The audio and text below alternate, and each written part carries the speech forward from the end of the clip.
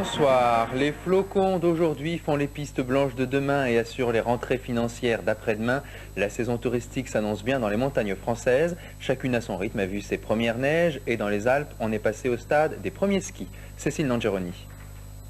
C'est parti tout chousse pour les quelques skieurs des vacances de la Toussaint. Les premiers flocons sont tombés abondamment sur les sommets, du jamais vu depuis 4 ans. Incroyable mais vrai, il a même neigé ce week-end sur les Vosges et le Massif central. Quelques stations ont ainsi pu déjà ouvrir leurs portes, Val Thorens et les Deux Alpes par exemple. Cette dernière était sans doute la mieux lotie. Depuis lundi dernier, 3500 skieurs ont pu profiter d'une super descente de 5 km dans 60 cm de poudreuse. Mais malheureusement, ces chutes de neige n'ont pas fait que des heureux. Ainsi, dans le massif de Loisan, près de Grenoble, un père de famille parti vendredi en randonnée avec ses 4 enfants s'est trouvé bloqué dans un refuge à 2500 mètres d'altitude. C'est un hélicoptère qui les a délivrés aujourd'hui. Plus de peur que de mal donc, mais les caprices de la météo n'ont pas fini de nous surprendre. Mais avant de penser aux vacances, demain c'est la rentrée des classes. Tous les lycéens ne suivront pourtant pas leurs cours. De nombreuses manifestations sont prévues. Il sera d'ailleurs intéressant de voir si les vacances auront émoussé ou non le mouvement lycéen. Intéressant pour les lycéens eux-mêmes et puis aussi pour les hommes politiques qui vont scruter à la loupe l'évolution de ce mouvement, comme nous l'explique Françoise Hugues.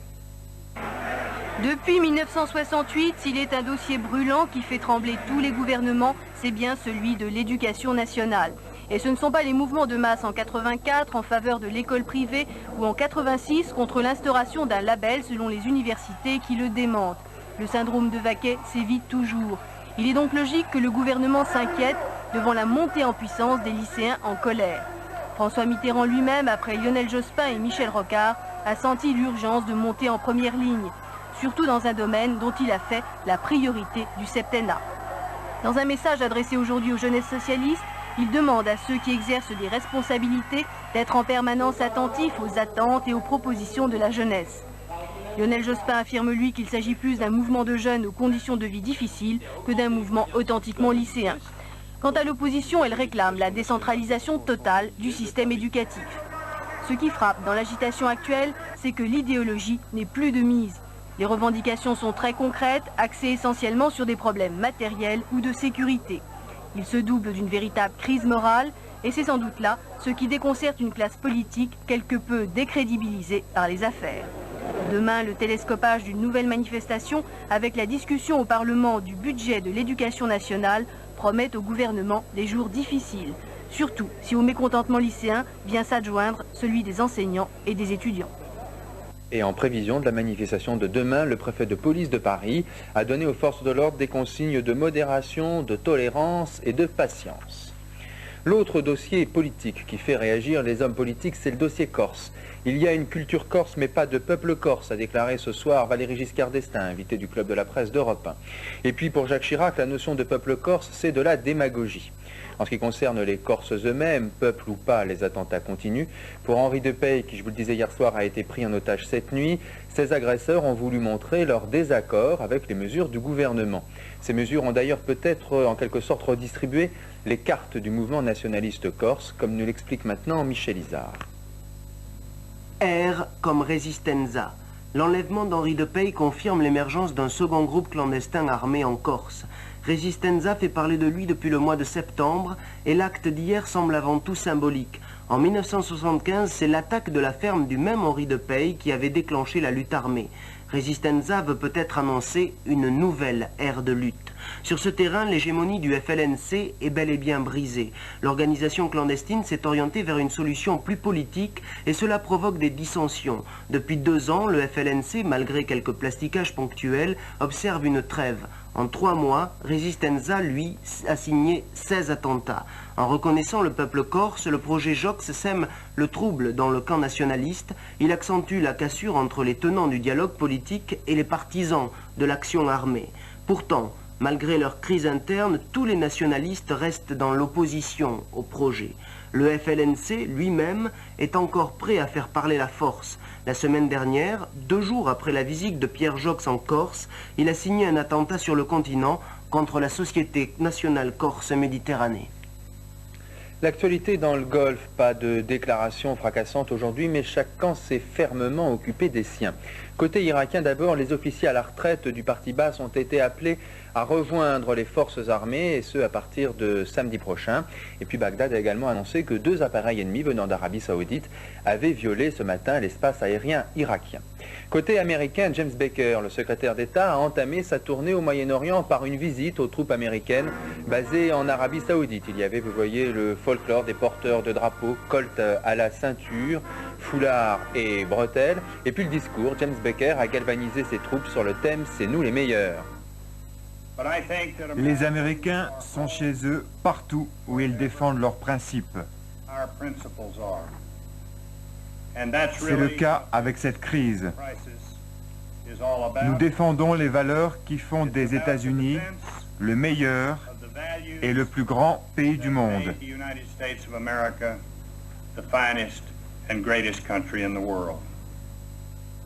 L'intense balai diplomatique lui se poursuit pour la 2e fois depuis le début de la crise.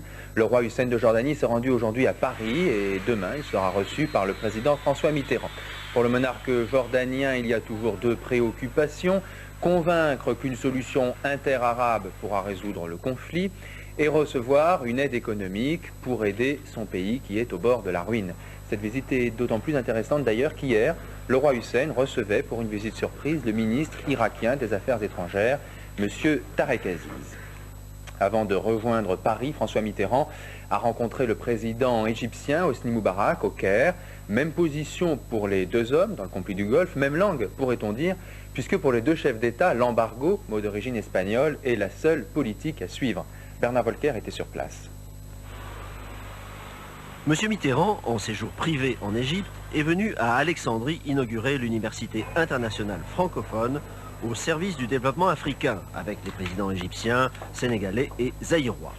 Une centaine d'étudiants, des cadres venus de 20 pays de langue française, suivront ici 2 années de formation dans des secteurs clés du développement de l'Afrique, nutrition, santé, finances et environnement. Auparavant, M. Mitterrand avait eu ce matin avec M. Moubarak un long entretien entièrement consacré à la situation dans le Golfe. Le président Moubarak a dit à M. Mitterrand qu'ayant déjà été trompé par Saddam Hussein, il était partisan d'une attitude la plus ferme possible vis-à-vis de l'Irak. Le président égyptien n'est pas de ceux qui s'opposeront à l'emploi de la manière forte. Il trouve même que l'Occident surestime les capacités de l'armée irakienne et aussi les risques d'une opération militaire. L'identité de vue entre l'Égypte et la France, qui ont chacune des troupes en Arabie, et l'arrivée dans le Golfe aujourd'hui du secrétaire d'État américain Baker donne bien l'impression que la guerre est de plus en plus proche. Daniel Mitterrand ne se rendra pas au Sahara occidental. C'est ce qu'a annoncé à 7/7 Roger Hanin, le beau-frère de l'épouse du chef de l'État. Daniel Mitterrand avait déjà prévenu que si son voyage posait un problème vis-à-vis du Maroc, elle était prête à l'annuler. C'est donc apparemment chose faite, mais il n'y a pas eu de confirmation officielle. Les autres nouvelles de l'actualité à l'étranger, la situation en Moldavie et les graves troubles à Gaza, en territoire occupé israélien. Frédéric Delpech. Au moins 90 Palestiniens ont été blessés aujourd'hui au cours d'émeutes à Rafah dans la bande de Gaza. Ils avaient lancé des pierres et des bouteilles vides sur des soldats israéliens qui ont riposté en ouvrant le feu. Yasser Arafat, le leader de l'OLP, a estimé que les Palestiniens sont en droit de recourir à, je cite, tous les moyens pour se défendre. Les affrontements de ce week-end font suite à la mort d'un prisonnier arabe vendredi dans des circonstances controversées. Alors que le calme est revenu aujourd'hui en Moldavie, le Parlement de cette république s'est prononcé pour le démantèlement de toutes les milices armées sous 48 heures. Il s'agit d'une volte-face. Le Parlement moldave avait autorisé hier la constitution d'unités armées. Il est vrai qu'entre-temps, le Premier ministre soviétique Nikolai Ryzhkov avait averti que Moscou pourrait prendre des mesures plus résolues si les dirigeants moldaves ne mettaient pas fin à la crise. Le sport est d'abord le football. L'Olympique de Marseille, vous le savez, n'est plus en tête du championnat de France. Hier soir encore, l'OM a dû s'incliner face à Nancy. Depuis l'arrivée du nouvel entraîneur Franz Beckenbauer, les échecs se suivent. Frédéric Jaillon a voulu savoir ce qu'en pense le président du club, Bernard Tapie, et voici sa réponse. Venir, c'est pour faire justement un football différent, avec un état d'esprit différent, avec un mode d'entraînement différent. Et mon problème à moi aujourd'hui, il est de savoir si cette communication différente avec les joueurs sera en mesure de donner ses fruits avant qu'il ne soit trop tard. C'est-à-dire avant que finalement, lui et moi, on constate qu'il y a une trop grande différence d'appréciation entre le football allemand et le football français. On ne juge pas, à mon avis, un responsable sur les fautes d'appréciation ou décisions qu'il prend, mais sur la manière dont il gère les fautes qu'il a commises s'il les commet. car finalement, moi j'en fais comme tout le monde. Simplement, je crois que j'ai le courage de prendre les décisions et de remettre en cause une décision que j'ai prise. Le week-end sportif était chargé. Vincent Hardy, on va successivement parler avec vous de Formule 1 et puis de la route du Rhum. Mais d'abord le tennis, et là on peut dire que les spectateurs de Bercy n'en ont pas eu pour leur argent. Edberg-Becker, le match a duré simplement une demi-heure et à la place de Boum Boum Becker, on a une cuisse gauche qui a lâché. Oui, Boris Becker s'est blessé cet après-midi au quadriceps de la cuisse gauche et il a dû renoncer. Alors Becker ne met absolument pas en cause la surface de Bercy.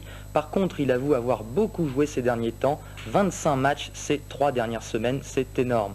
En tout cas, c'est la première fois que Boris Becker s'incline à Paris, où il avait déjà gagné en 1986 et 1989. Il n'avait pas joué en 87 et 88. L'Allemand craint surtout de ne pouvoir disputer le Masters qui aura lieu à Francfort à partir du 13 novembre. On le voit ici abandonné, il ne peut servir. Edberg, de son côté, avec ce demi-succès, conforte sa place de numéro 1 mondial.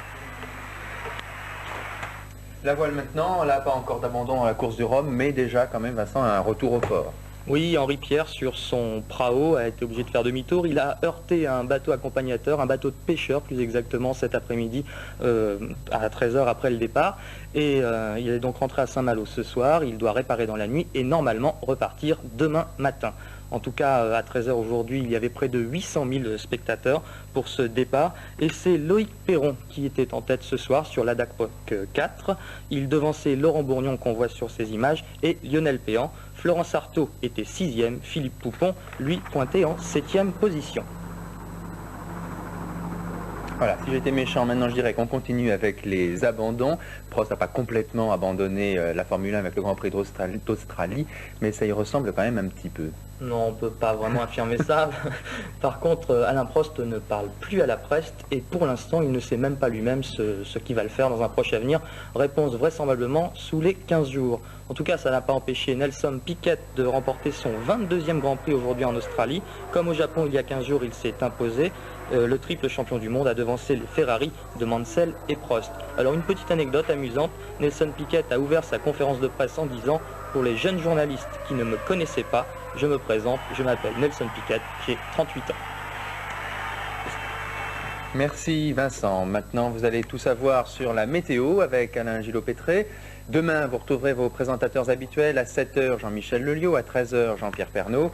À 20h, Patrick Poivre-d'Arvor. Et en fin de soirée, Jean-Claude Narcy. D'ici là, bonne nuit à tous et à bientôt.